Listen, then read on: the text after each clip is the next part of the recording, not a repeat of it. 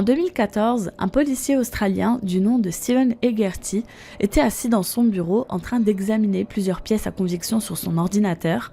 C'était des photographies faisant partie d'un gros dossier. Le processus était lent et mentalement épuisant car les photographies que l'agent Hegarty examinait étaient l'une des choses les plus dérangeantes qu'il ait jamais vues. Chaque image montrait un enfant de moins de 10 ans maltraité par quelqu'un considérablement plus âgé, mais ce n'était pas simplement une poignée de photographies. Il y en avait des milliers. Parfois, l'agresseur était une femme. La plupart du temps, c'était un homme, mais tous avaient pris des mesures considérables pour cacher leur visage, leurs cicatrices, leurs tatouages, toute marque reconnaissable qui permettrait de les identifier. Le travail de Hegarty consistait à trouver des éléments pouvant identifier ses agresseurs, et justement, à force de chercher, il remarqua quelque chose de petit, apparemment insignifiant, sur l'un des doigts d'un agresseur, juste en dessous de son ongle. C'était une petite tache sombre, un grain de beauté à la même place sur le doigt sur presque toutes les photos examinées. Le policier en a alors déduit qu'il s'agissait de la même personne, du même homme. Ce grain de beauté n'était peut-être qu'un minuscule détail, mais il allait devenir une information clé au sein de l'opération policière mondiale qui allait être menée. Une enquête visant à lutter contre l'exploitation des enfants, appelée l'opération Prism. L'objectif était de démanteler le plus grand site d'exploitation d'enfants du dark web, auquel environ 45 000 membres avaient accès via un logiciel de chiffrement appelé Tor.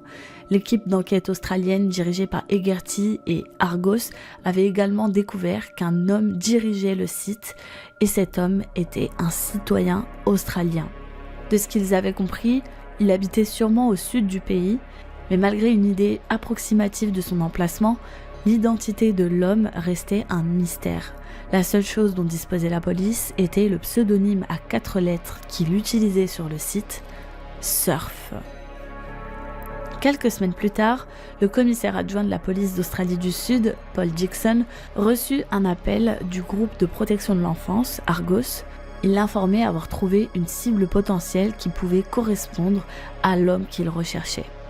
À ce stade, il ne connaissait ni son nom et ni s'il existait vraiment. Le seul indice qu'ils avaient était le pseudonyme Surf.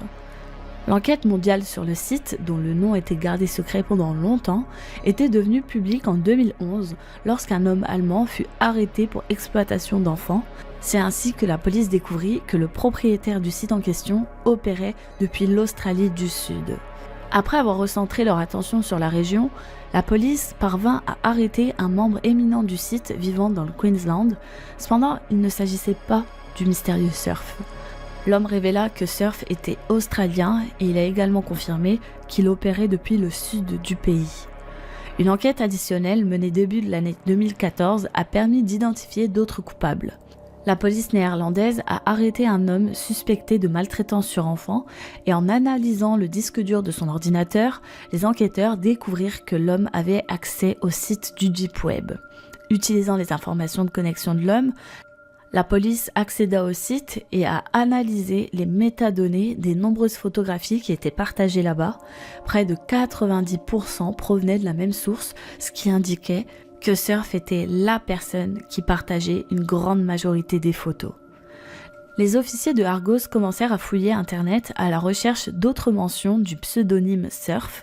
Cela a pris des semaines, mais ils ont réussi à trouver une piste. Ils trouvèrent un fil de discussion sur un forum dédié aux propriétaires de véhicules tout-terrain.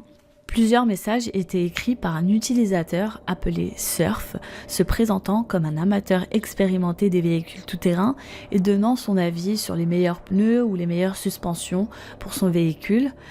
Et cela a frappé les enquêteurs car les messages de cet utilisateur étaient rédigés exactement comme sur le site du Deep Web. Pour les officiers, ça ne faisait pas de doute, ils avaient trouvé Surf, maintenant il s'agissait de trouver son identité. Après avoir parcouru des milliers de messages de ce fameux Surf sur le forum, les policiers firent une découverte. Beaucoup des liens qu'il avait partagés n'étaient plus actifs, mais il y en avait un qui fonctionnait encore, et c'était tout ce dont ils avaient besoin. Les officiers se sont alors retrouvés devant une photo d'une voiture Une Volkswagen Amarok, un pick-up à cabine double produit par Volkswagen depuis 2010. Mais le plus important, c'était que sur la photo, on voyait la plaque d'immatriculation du véhicule. Après avoir consulté la base de données nationale, les policiers ont retrouvé un nom associé à cette voiture, Shannon Mikul. À la suite d'une vérification préliminaire de ses antécédents, la police fit une nouvelle découverte choquante car ce fameux Shannon Mikul, l'homme suspecté d'être l'un des plus grands diffuseurs de matériaux d'exploitation infantile sur le Deep Web, travaillait en fait avec les enfants depuis 10 ans. Il participait à différents programmes de bénévolat et plus troublant encore, Shannon était employé à plein temps par le département de protection de l'enfance de l'Australie du Sud. Ça lui donnait alors un accès direct à des dizaines d'enfants très vulnérables.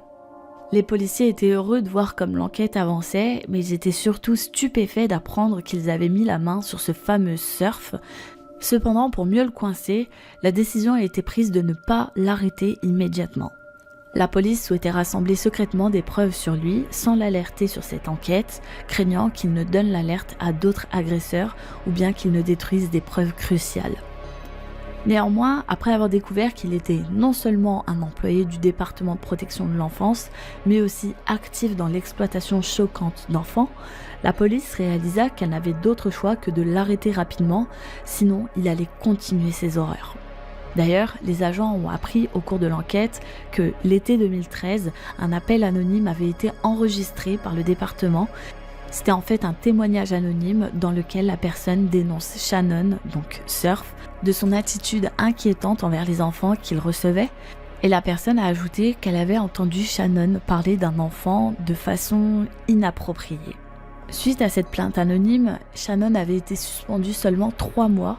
Puis il a pu reprendre le travail comme si de rien n'était, et cela a vraiment donné froid dans le dos aux officiers qui ne s'attendaient pas à ce qu'il soit déjà connu des services, mais aussi qu'il fût déjà condamné pour des faits similaires. L'agent Hegarty avait comme mission de chercher des preuves concernant les mains de Shannon, pouvant prouver qu'il était bien l'homme qu'il recherchait, avec le fameux grain de beauté au niveau du majeur, sous son ongle, et c'est pour cela qu'il devait passer en revue des centaines de photos pour voir s'il pouvait apercevoir le visage de Shannon ou alors apercevoir Shannon et sa main sur la même photo pour confirmer qu'il s'agissait bien du même individu. Heureusement, à force de recherche, il a finalement mis la main sur une photo et quelle ne fut pas sa surprise quand il a découvert cette photo de Shannon où il levait le bras et où il a pu apercevoir sur son majeur le petit grain de beauté reconnaissable. Hegarty a zoomé sur la photo pour être sûr de ce qu'il venait de trouver. Les doutes de toute sa brigade venaient d'être confirmés. Surf était bien Shannon, le plus grand criminel sévissant sur le Deep Web et pourtant qui travaillait avec des enfants. Il existait des programmes et des techniques permettant à une personne de rendre ses appareils complètement inutilisables pour la police et Shannon le savait et la police savait que Shannon connaissait ces techniques. Peu importe qui vous êtes, vous n'aurez pas accès aux appareils si la personne sait comment les bloquer. La police savait donc que si cela se produisait dans cette affaire, toutes les preuves contre Shannon pouvaient disparaître en un clic. C'est pour cela que le 10 juin 2014, une opération secrète a été menée. C'était le soir, Shannon Mikul était chez lui, il supervisait probablement son site maléfique lorsqu'il a entendu un léger bruit à sa porte d'entrée. Quelqu'un venait de toquer, il s'est levé de sa chaise pour aller répondre, il n'a même pas pris le temps de fermer son ordinateur portable, ne soupçonnant aucunement ce qui allait se passer. À vrai dire, cela aurait pu être un voisin, un vendeur à la sauvette ou peut-être même quelqu'un de sa famille. Mais lorsqu'il ouvrit la porte, personne n'était là. Il sortit quand même dans la rue pour vérifier et jeter un coup d'œil devant chez lui, et c'est au moment où il toucha le sol que les policiers le prirent par surprise, le poussant et le bousculant avant de le faire s'asseoir de force. Shannon était en état d'arrestation. Il ne disait rien, il était comme sidéré. L'agent Hegarty déclara plus tard que Shannon avait l'air si choqué d'avoir été attrapé, comme s'il n'avait jamais envisagé une seule seconde dans sa vie se faire attraper. C'était comme s'il n'avait pas du tout envisagé de conséquences légales sur ce qu'il faisait. Shannon était là, à fixer le vide, comme s'il se perdait dans ses pensées. Sa vie telle qu'il la connaissait était sur le point de changer à tout jamais. En quelques minutes après l'appréhension de Shannon, des officiers provenant de diverses agences de police australiennes ont fouillé son appartement. Hegarty avait été le premier dans son salon où il a trouvé l'ordinateur portable de Shannon connecté à un disque dur externe qui contenait sans doute une quantité énorme de matériel répréhensible. La police a découvert que Shannon utilisait un logiciel sophistiqué de chiffrement, mais heureusement, les experts de la cybercriminalité de la brigade parvinrent facilement à le contourner et une fois fait, il suffisait de cliquer sur quelques liens pour que les officiers aient un accès complet à l'une des plus grandes caches de matériel d'exploitation juvénile jamais découvertes. La police retrouva même l'appareil que Shannon utilisait pour faire ses photos macabres de ses victimes, ce qui rendait le dossier contre lui encore plus facile à poursuivre, car là, ils avaient entre leurs mains des centaines, voire des milliers de preuves contre lui. D'ailleurs, il a fallu seulement quelques jours pour permettre d'identifier 7 victimes parmi les milliers de photographies obscènes. C'était un processus assez lent et méticuleux. Il a fallu examiner des centaines de photos, puis les comparer avec les dossiers des enfants que Shannon avait traités. C'est donc ainsi que 7 enfants ont été retrouvés.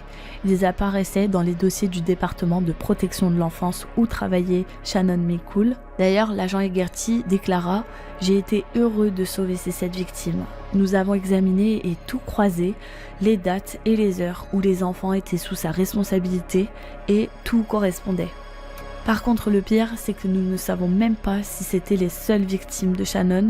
Il aurait sûrement pu en avoir plus, mais nous ne pourrons jamais être sûrs à 100%. Mais mon équipe et moi sommes heureux d'avoir pu sauver des enfants. En plus de la comparaison des photos avec les dossiers, les détectives ont analysé les traces écrites qui pouvaient être présentes sur les photos, notamment des pancartes ou des petits mots qui se trouvaient généralement sur les enfants pour les identifier.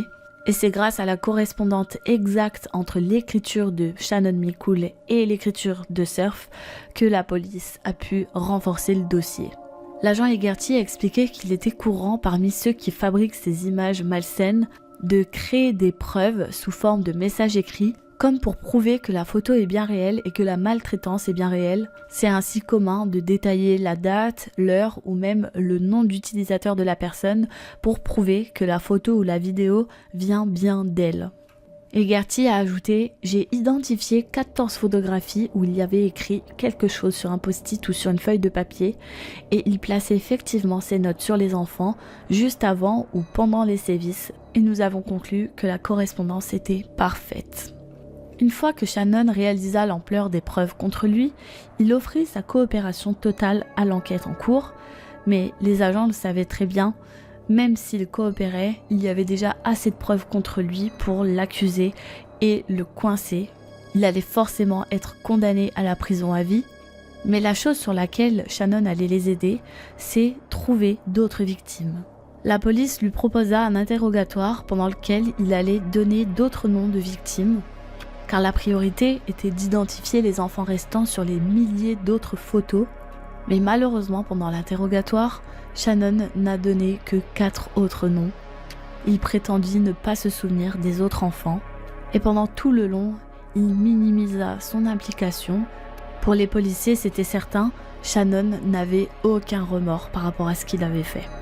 Quand le policier lui a demandé à quel point il était impliqué dans la gestion quotidienne du site, il rigola et expliquait qu'il n'était que photographe. Cette réponse a vraiment glacé le sang des agents. L'un d'eux déclara par la suite « Nous sommes simplement restés dans le parking, assis dans la voiture, incapables de parler de ce qu'on venait d'entendre. » Nous étions abasourdis par l'ampleur de ce que Shannon venait de nous révéler. Hegarty était convaincu que Shannon était malsain, mais après ses interrogatoires, il a découvert qu'en plus de cela, c'était un manipulateur vicieux. Ce qui lui faisait froid dans le dos, c'était de voir à quel point il était intelligent. Il lui a expliqué comment il choisissait ses victimes. Il a dit qu'il préférait s'en prendre à des enfants plus jeunes, plus faibles et plus vulnérables. Shannon expliqua que dès qu'il pensait qu'un enfant serait capable de raconter quelque chose à un adulte, il s'éloignait de lui et cherchait une autre cible. Il était en fait très sélectif dans le choix de ses victimes. Pour Hegarty et ses collègues, c'est certain que Shannon n'aurait jamais arrêté de maltraiter les enfants et il aurait sûrement continué à s'en prendre à eux s'il n'avait jamais été arrêté. Ça aurait pu être 6 mois, 2 ans, 10 ans, qui sait. En tout cas, tout le monde en est sûr. En tout cas, tout le monde est d'accord. Shannon ne présentait aucun remords et même il prenait un certain plaisir à raconter ce qu'il faisait. Il a été condamné le 7 août 2015 à 35 ans de prison avec une période incompressible de 28 ans. Cependant, en avril 2018, sa peine de 35 ans a été réduite de 2 ans après qu'il ait contribué à l'identification et à l'arrestation d'un autre criminel qui habitait au Danemark.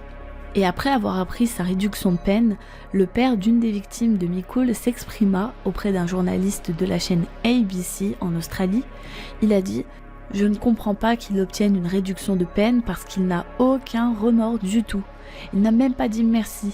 Il était assis là avec un sourire hautain pendant tout le temps de l'audience. Et je pense que les personnes comme Mikul ou toutes celles qui font du mal aux enfants devraient prendre du recul et essayer de penser aux enfants et arrêter de penser à eux-mêmes. Ces enfants vivent avec une douleur à vie pendant que leurs agresseurs ont 3 repas par jour et un toit au-dessus de leur tête quand ils sont en prison. » C'est vrai que généralement, les policiers qui aident la police à capturer leurs complices criminels sont grandement récompensés pour leur effort, et le juge aurait pu accorder à Shannon une remise beaucoup plus importante sur sa peine. C'est ainsi que la plupart des gens se sont rassurés en se disant qu'il aurait peut-être pu bénéficier de 5 ans, voire 8 ans de réduction. Néanmoins, là, il n'a reçu que 2 ans de réduction de peine, et le juge a justifié cela en disant « Sa coopération n'était pas complète. Il nous a aidés dans une affaire sérieuse dans cette juridiction, mais son attitude nous montre bien qu'il y a des choses qu'il garde encore en lui. Il a encore des secrets. Il ne présente aucun remords, et cela est décevant. » Peut-être que dans cette histoire, le juge a raison. Shannon prétend désormais se repentir de ses actions, mais peut-être garde-t-il encore des secrets ? Et puis, même s'il insiste pour coopérer avec les autorités, on comprend que cela n'est que pour se protéger lui-même. Et on comprend surtout que ses intentions ne sont pas nobles, car si vous lisez les derniers messages qu'il a publiés sur son compte, dans ceux-ci on trouve un commentaire par le fameux Surf disant « Maltraiter les enfants devrait être acceptable ». J'ai été plusieurs fois sur le Deep Web dans ma vie, mais la chose la plus effrayante qui me soit jamais arrivée s'est déroulée il y a environ 1 an. Une nuit, je m'ennuyais et je me suis retrouvée dans une salle de discussion sur le Deep Web où un utilisateur m'a envoyé un lien vers un jeu. Il prétendait que c'était une sorte de jeu de décryptage et j'avais déjà entendu parler de ce genre de choses par le passé et je voulais savoir à quoi ça ressemblait. Quand j'ai reçu le lien, j'ai cliqué dessus et cela m'a dirigé vers un écran entièrement noir avec des lettres vertes disant « Commencer ». J'ai cliqué pour lancer le jeu, mais rien ne s'est passé pendant un certain temps. Il y avait simplement du texte à l'écran qui disait « Attends ». Après quelques minutes, le jeu s'est finalement lancé. Les choses ont commencé relativement normalement, il y avait quelques codes relativement faciles à déchiffrer, mais soudainement, le jeu semblait s'arrêter. L'écran est devenu tout noir, c'était un peu étrange, mais j'ai continué à jouer. À ce moment-là, j'ai éteint mon ordinateur et je suis partie faire autre chose. 2 jours se sont passés et puis j'ai reçu une lettre que je n'attendais pas. Elle a été livrée directement chez moi. Je l'ai ouverte et j'ai trouvé dedans une feuille de papier blanc pliée, mais lorsque je l'ai dépliée, elle révélait une adresse du Deep Web. Par curiosité, j'ai décidé de m'y rendre, alors j'ai ouvert mon navigateur et j'ai tapé l'adresse. J'ai réalisé que c'était une suite du jeu auquel j'avais joué la veille. Il y avait un bouton à cliquer et une vidéo s'est mise en route. Quand j'ai vu ce dont il s'agissait, j'ai immédiatement paniqué. C'était en fait une vidéosurveillance et plus je la regardais, plus je pouvais reconnaître que c'était un Walmart. Et au bout de 5 secondes environ, la qualité de la vidéo s'est améliorée et j'ai réalisé que la personne qu'on suivait sur la vidéo, c'était moi. J'avais été au magasin la veille et la vidéo me suivait à travers le magasin, à travers les rayons. Elle m'a même montré passant à la caisse et en train de partir de Walmart. Ensuite, la caméra de sécurité est passée à une autre caméra, celle d'une station-service, l'endroit où j'avais été juste après ma course, et elle me montrait en train de faire le plein dans mon véhicule, et puis la vidéo s'est arrêtée. Après cela, la page web est devenue entièrement noire, et du texte est apparu à l'écran où il était indiqué niveau 2, commencer. Je ne voulais plus du tout jouer, alors j'ai rapidement fermé mon navigateur car j'étais vraiment flippée. Bien sûr, je connaissais les dangers du Deep Web, mais cet épisode m'a réellement perturbée. J'ai décidé de m'éloigner du Deep Web pendant un certain temps et de ne plus jamais y retourner. Parfois, quand je repense à cet événement, je me demande « Mais qu'est-ce que le niveau 2 allait être ?» Cette histoire se déroule il y a quelques années lorsque j'étais au lycée. J'avais environ 15 ans à l'époque et j'étais à la maison avec mon frère aîné qui était en terminale. C'était une nuit pluvieuse et nos parents étaient absents. On était posés à la maison, on s'ennuyait et on avait toujours été curieux du Deep Web avec mon frère. Alors ce jour-là, nous avons décidé de nous y aventurer et d'essayer ensemble d'y aller. Mon frère prétendait savoir comment y accéder, alors nous avons utilisé un vieil ordinateur dans le sous-sol car nous avions quand même peur de nous faire pirater ou quelque chose du genre. Malgré cela, nous étions quand même curieux d'essayer. Donc mon frère a réussi à allumer l'ordinateur, à accéder au Deep Web et nous nous sommes mis à explorer différents sites jusqu'à tomber dans une salle de discussion. Nous avons discuté un peu avec d'autres personnes, mais à peine 5 minutes après notre arrivée, un utilisateur nous a envoyé un lien sans contexte. J'ai averti de mon frère de ne pas cliquer dessus, mais il a rigolé et il l'a quand même fait. Il a vite regretté d'avoir fait cela, car à peine 2 secondes après, l'ordinateur s'est bloqué, puis l'écran est devenu tout noir. Soudain, la pièce aussi s'est obscurcie, car l'ordinateur s'est éteint, et comme nous voulions nous mettre dans l'ambiance, nous avions éteint les lumières du sous-sol. Je ne pouvais entendre que la pluie tomber dehors, on ne voyait plus rien. On s'est dit que le lien avait fait planter l'ordinateur, ou peut-être même qu'il l'avait cassé. On pensait que c'était une sorte de blague de l'utilisateur qui voulait juste nous faire peur. Mon frère a quand même essayé de relancer la tour, il a essayé d'appuyer sur plusieurs touches en même temps, de déplacer la souris, mais rien ne se passait. On s'est dit que tant pis, l'ordinateur était maintenant cassé et nous sommes donc remontés. Mais en discutant en haut, nous avons décidé de repartir en bas pour retenter de le rallumer. Lorsque nous sommes entrés dans la pièce, nous sommes restés figés. L'écran de l'ordinateur affichait maintenant ce qui semblait être un homme portant un masque de clown vraiment effrayant avec un fond noir. Il fixait simplement l'écran et il souriait. Nous pensions que c'était une sorte de vidéo effrayante jusqu'à ce que le clown pointe mon frère. Mon frère a commencé à s'éloigner, mais le clown continuait à le pointer du doigt en le suivant alors qu'il se déplaçait dans la pièce. Ça nous a vraiment fait peur. Puis soudain, le clown s'est tourné vers moi et m'a pointé du doigt à son tour et il a agité son doigt pour que je m'approche de l'écran. Mon frère a rapidement couru pour que je couvre la webcam. Il m'a crié de l'éteindre ou de la débrancher. J'ai alors appuyé sur le bouton d'alimentation, mais le clown est resté sur l'écran et rien ne se passait. J'ai ensuite couru vers la multiprise et je l'ai débranché du mur et enfin l'ordinateur s'est éteint. Nous avons tous les deux dû prendre 1 minute pour reprendre notre souffle. Nous étions très perturbés par ce qu'il venait de se passer. Nous avons laissé le vieil ordinateur dans le sous-sol débranché pendant quelques jours, mais après coup, il semblait fonctionner normalement et nous n'avons plus jamais revu ce clown.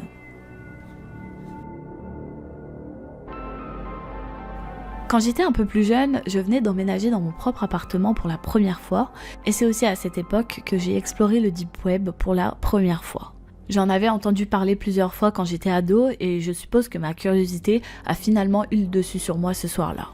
Lorsque j'ai accédé au Deep Web avec le navigateur spécial, j'ai cherché des jeux car je voulais connaître le genre de jeu qui se trouvait sur le Deep Web et j'ai toujours été un peu joueur, donc ça m'intéressait.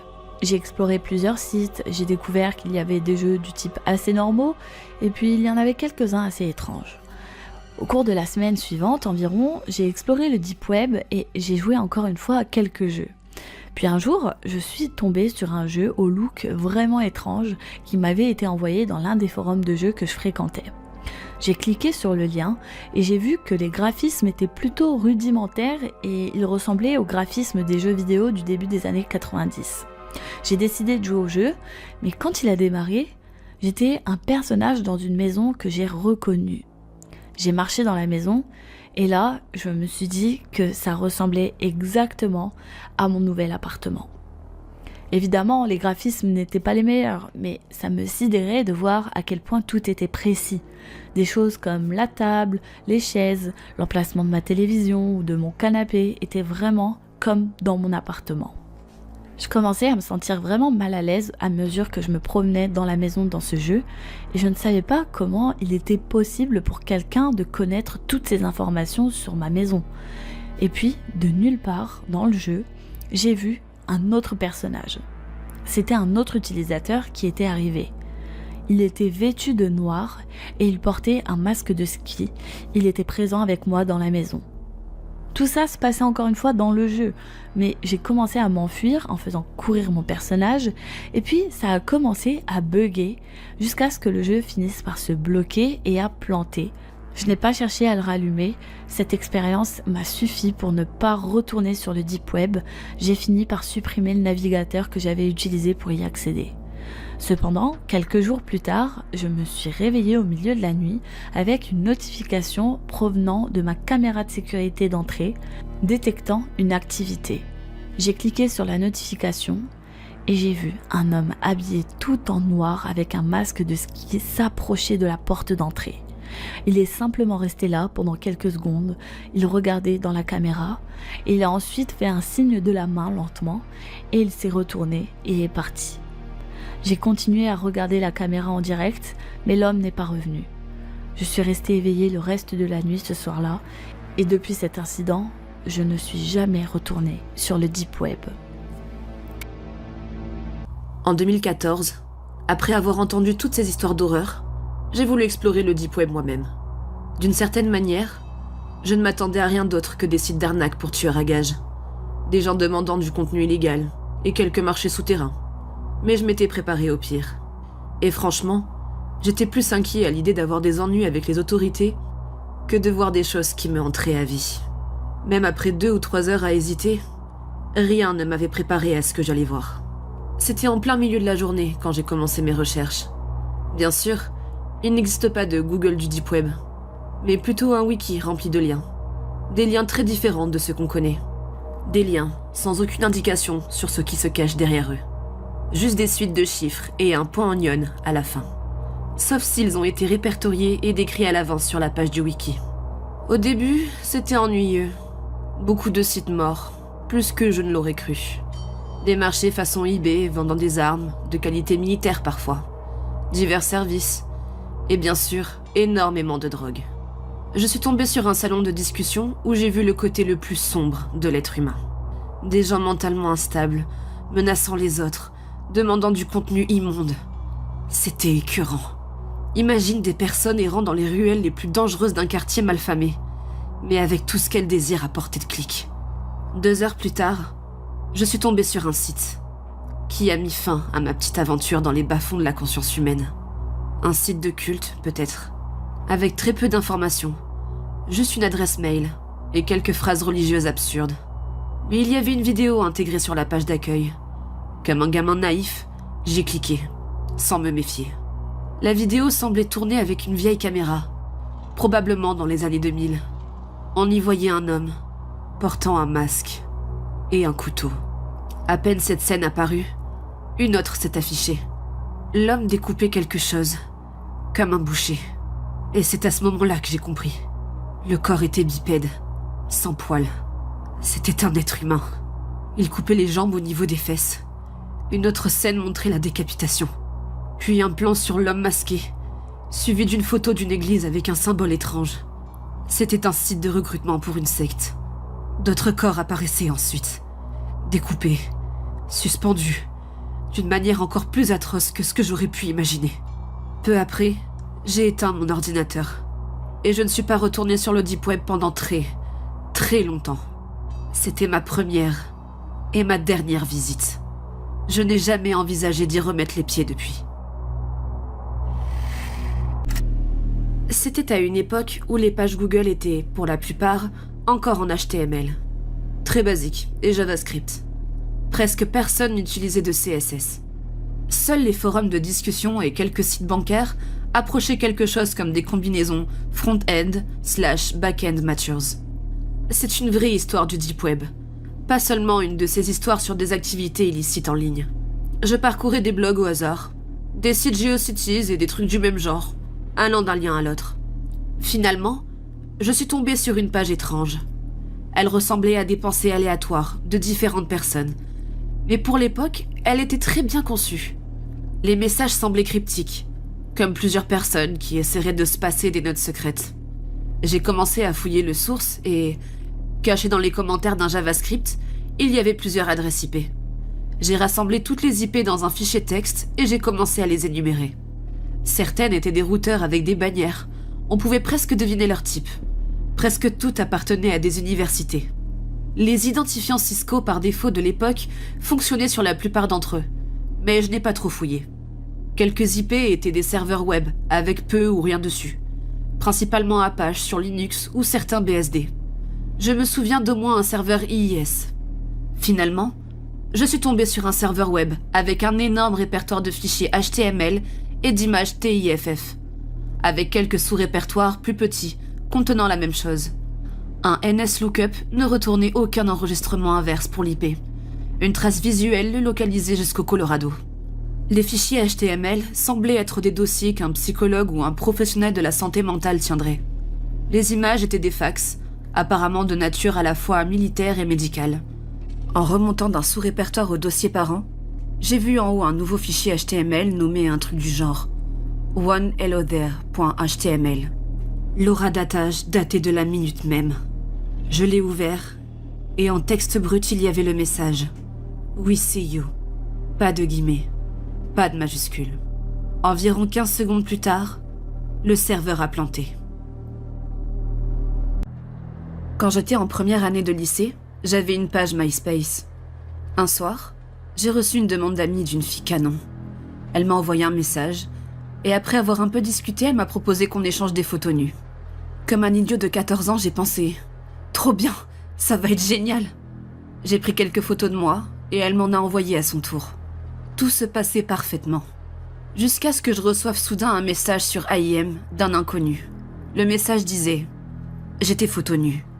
Si tu ne me parles pas, je vais les envoyer à tous tes amis. » J'ai complètement paniqué. Je ne savais pas quoi faire. Alors j'ai commencé à lui parler. Au début, il prétendait être un mec de mon lycée, un élève de terminale. Il exigeait que je me connecte tous les soirs à 21h pour discuter avec lui. Sinon, il montrerait mes photos à tout le monde. Ça a duré plusieurs semaines. Et les choses ont commencé à empirer. À ce stade, j'ai compris qu'il ne venait pas de mon lycée. C'était un adulte. Et un malade complet. Un soir, j'étais chez un ami. Ma sœur était seule à la maison. Elle m'a appelée en panique. Un homme venait de téléphoner. Il insistait pour me parler. Et il s'était mis en colère quand on lui avait dit que je n'étais pas là. Quelques jours plus tard, je n'ai pas pu me connecter avant minuit. Et dès que je me suis connectée, il m'a écrit « Je suis assis devant ta maison. J'admire ton drapeau Winnie l'ourson. Et j'essaye de regarder dans ta chambre. » J'ai complètement flippé. Ma mère a toujours accroché des drapeaux de saison à la porte. Et en ce moment-là, on avait un drapeau kitsch de Winnie l'ourson pour la Saint-Valentin. Jusqu'ici, je n'avais rien dit à personne. J'espérais juste qu'il finirait par se lasser. Mais j'ai fini par réveiller mon frère et lui raconter toute l'histoire. Il a insisté pour qu'on appelle la police. Mais moi, j'étais convaincue que je pouvais m'en sortir seule, sans les impliquer. Mon frère a donc réveillé mes parents. Et je leur ai tout expliqué. Ma mère a paniqué, logiquement, et a aussitôt appelé la police. Les agents sont venus.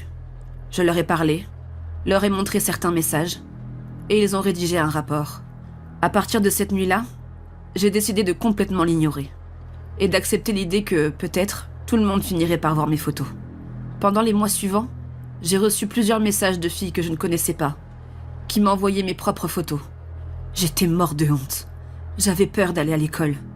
Le type racontait à tout le monde que je lui avais envoyé ces photos volontairement, que j'étais gay et tout un tas d'autres conneries. À cet âge-là, ce genre de truc peut vraiment te détruire. Les années ont passé.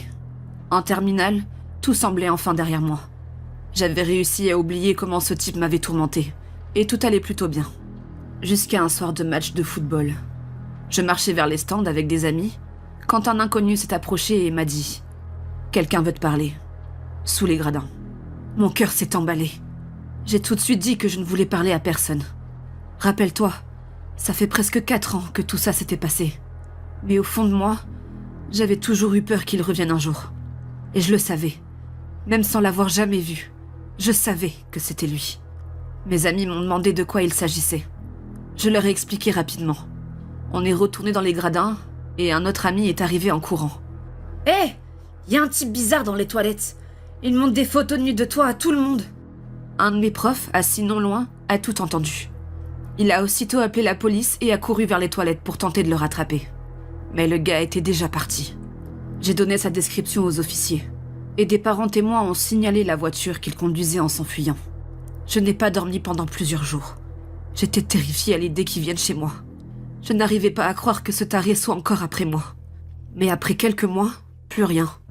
Et j'ai commencé à l'oublier. Un après-midi de printemps, vers la fin de ma dernière année, on m'a convoqué dans le bureau du proviseur. Il y avait plusieurs policiers et un détective. Ils m'ont annoncé qu'ils avaient arrêté l'homme qui me harcelait et qu'il faisait la même chose à d'autres élèves depuis un bon moment. Il avait déjà été en prison pour agression sexuelle sur mineurs et pour une longue liste d'autres crimes. Les flics ont trouvé des gigas entiers de contenu pédopornographique sur son ordinateur, ainsi que des preuves de son obsession envers moi. Après un long procès, il a été condamné et il restera enfermé jusqu'en 2037. Et j'espère cette fois, pour toujours. Il existait autrefois une petite chaîne YouTube appelée Sam's Online's Food Review.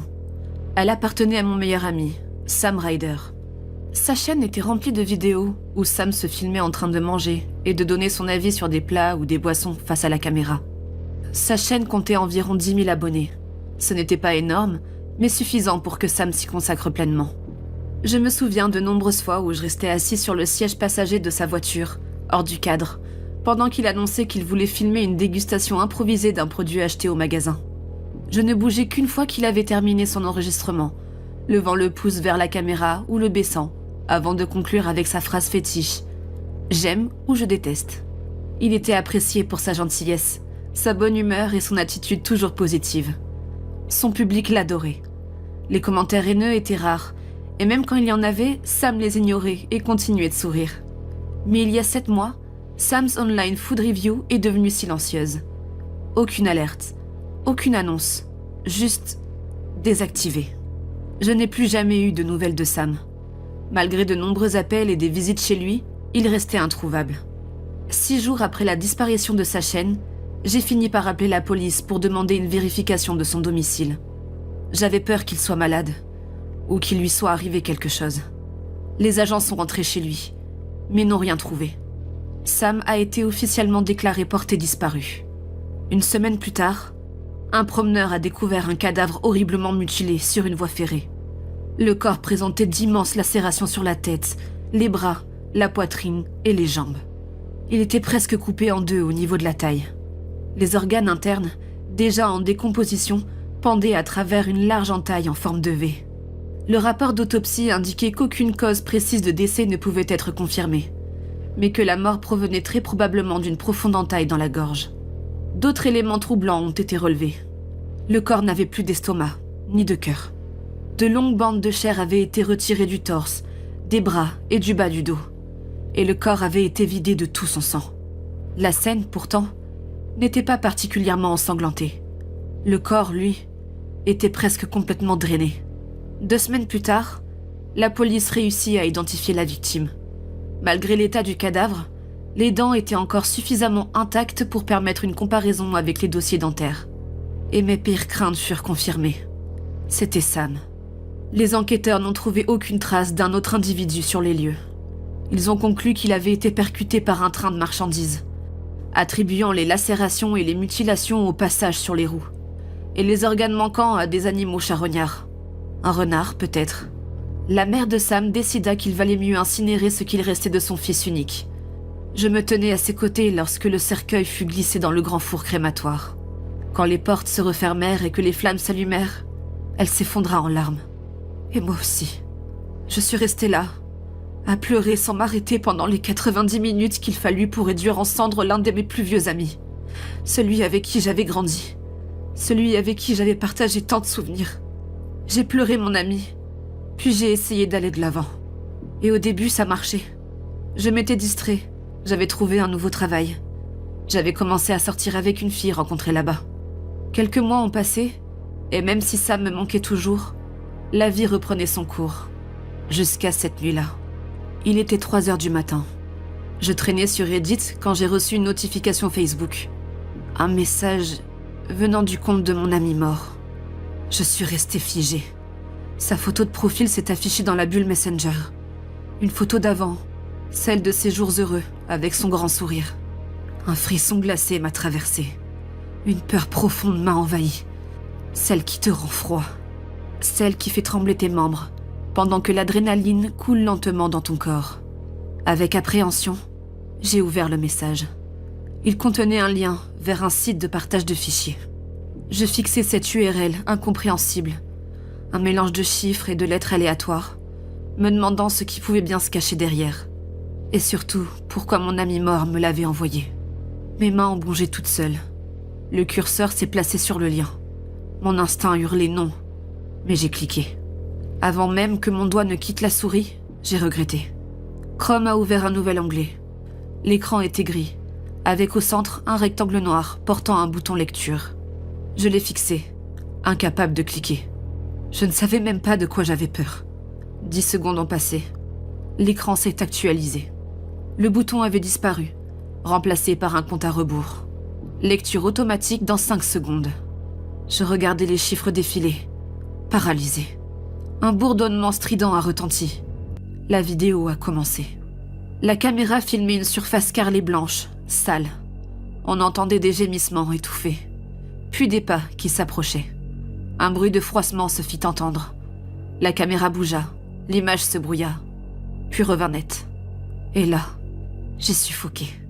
Sam était allongé sur le dos, sur une table en acier inoxydable.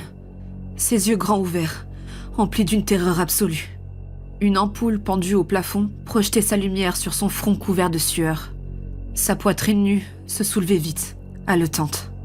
Il regardait la caméra, essayant de crier. Mais un bâillon en tissu lui couvrait la bouche. Ses mains étaient attachées solidement avec du ruban adhésif. Je fixais l'écran, écœuré, incapable de comprendre ce que je voyais. Puis une voix aiguë, moqueuse retentit derrière la caméra. « Bienvenue dans Sam's Online's Food Review.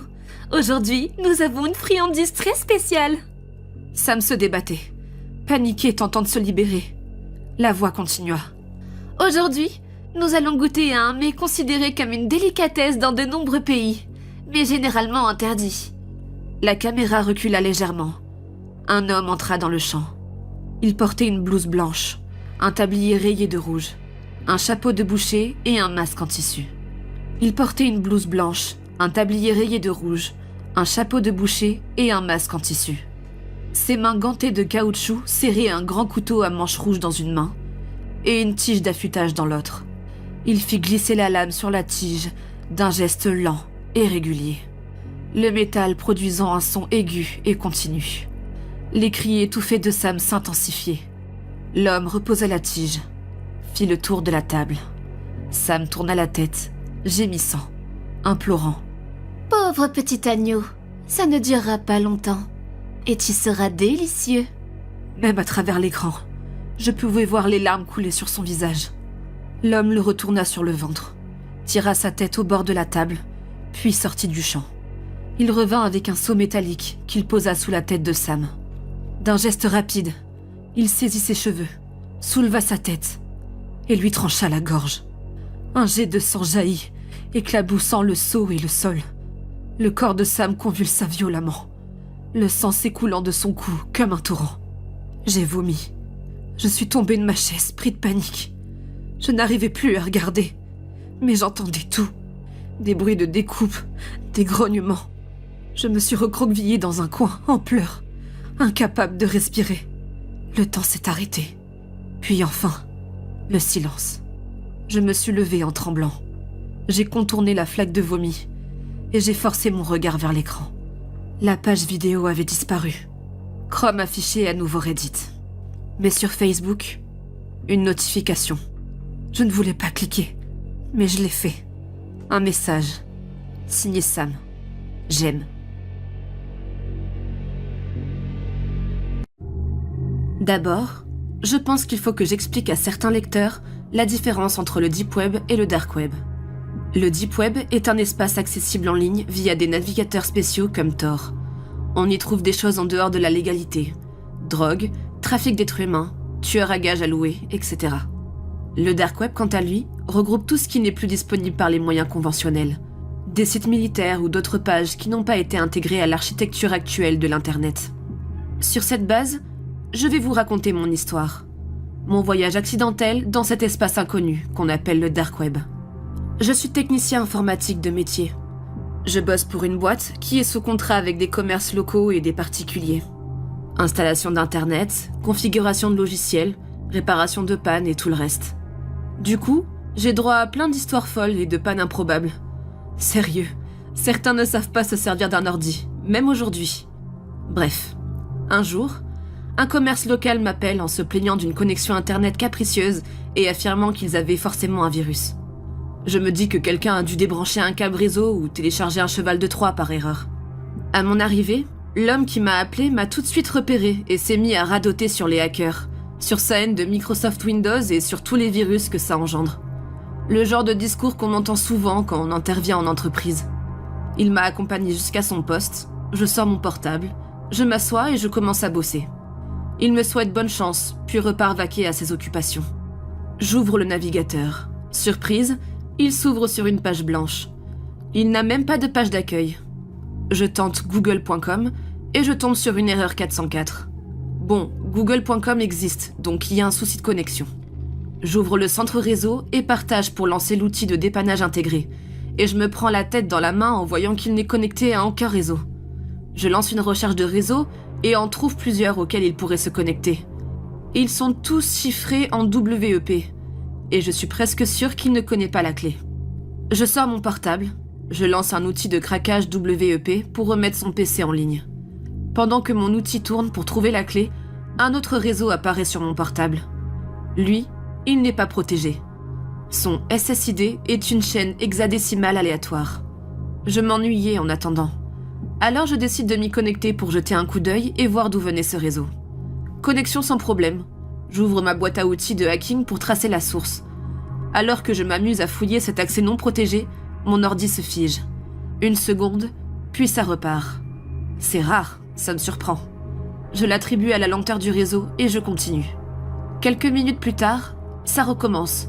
Puis encore, de plus en plus long à chaque fois. Bizarre. Qu'est-ce qui cloche avec ce réseau, me dis-je. Et là, les choses deviennent intéressantes.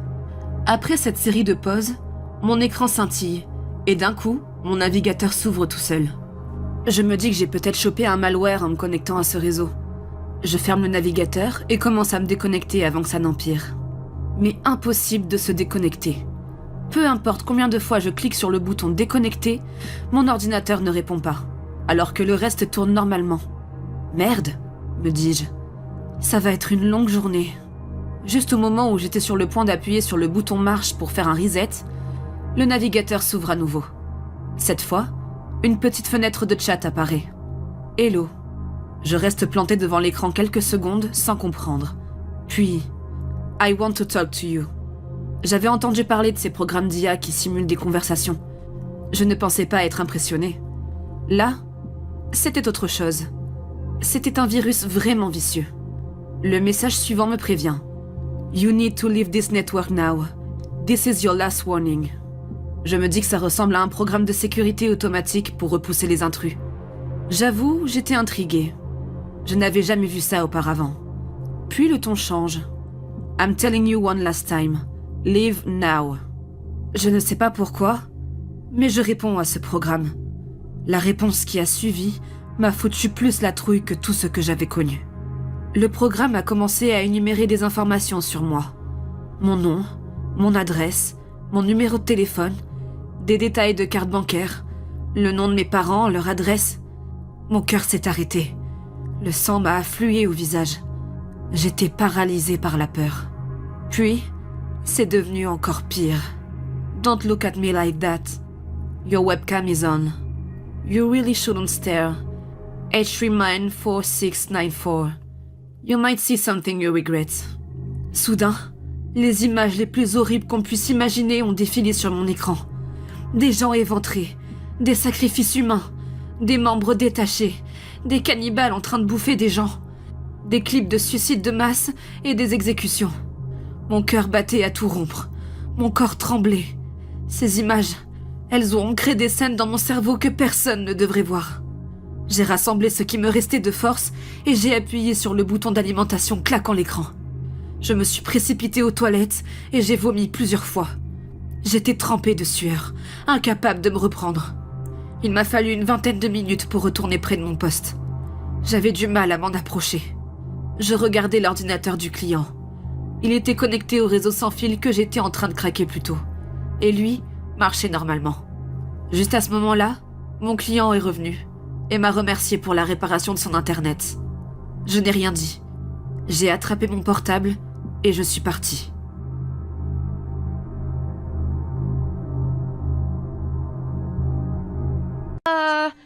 Mephisto is free, and he's trying to put humanity and to hate on one another. Well, he does that quite well because he's the prime evil of hatred.